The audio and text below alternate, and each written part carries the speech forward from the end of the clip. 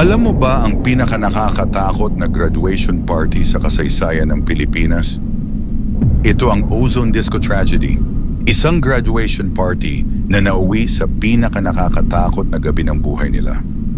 March 18, 1996, Lunes ng gabi, maraming estudyante ang nagdiriwang, mga kabataang kakagraduate, punong-puno ng saya, sayawan, kwentuhan, tawa.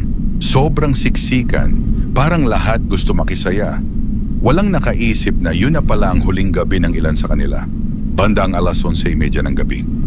May kumislap sa ceiling.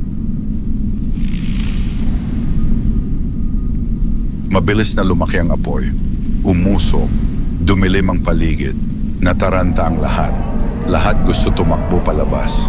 Pero sarado ang ibang pinto. Yung main door nagbubukas paloob. At dahil siksikan, walang makagalaw. Yung mga nasa harap, naipit. Yung nasa likod, hindi makalapit.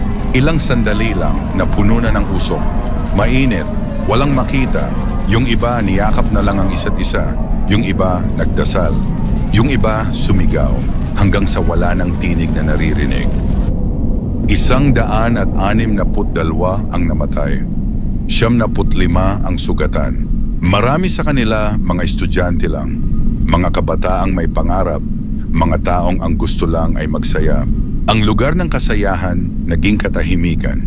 Hanggang ngayon, ang Ozone Disco ay bakante. Wala ng ilaw, wala ng tugtog. Pero may nagsasabing, kapag tahimik na ang gabi, may naririnig pa ring boses, sigawan, parang hindi pa sila matahimik. Isang gabi ng saya na naging paalala sa ating lahat. Siguraduhin ang ligtas na daan palabas bago tayo pumasok sa kahit anong lugar.